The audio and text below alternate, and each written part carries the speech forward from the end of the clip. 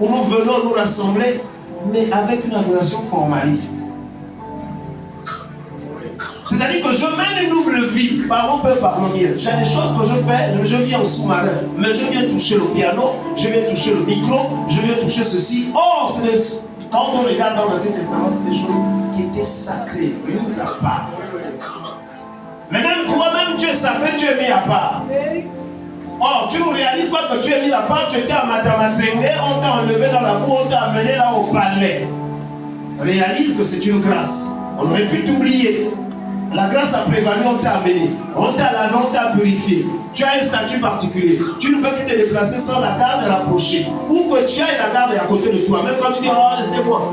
Le Père dit, protégez-le. Et ils ont le devoir de te protéger. Les anges ont l'obligation de veiller sur toi.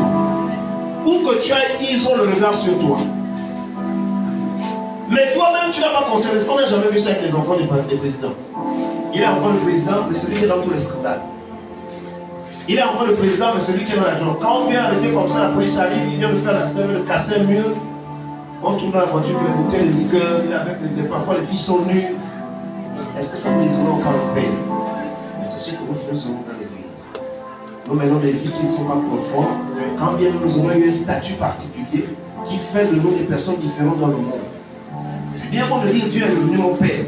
Lui aussi il a dit tu es mon fils, tu es ma fille, je t'ai lavé, je t'ai rendu propre, tu es devenu saint, tu es devenu un sacré, tu es mon papa. Personne ne doit te toucher. Ne touchez pas à mes coins, ne touchez pas à mes enfants.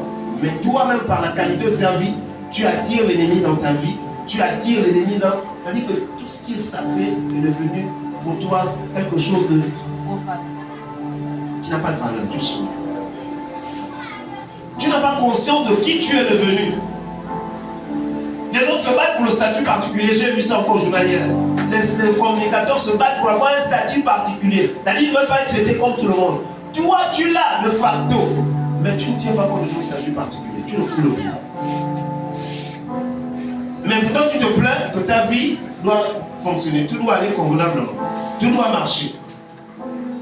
Tu as le statut particulier, tu l'as. Par Jésus-Christ. Mais on te dit pour l'adorer, il faut te pur.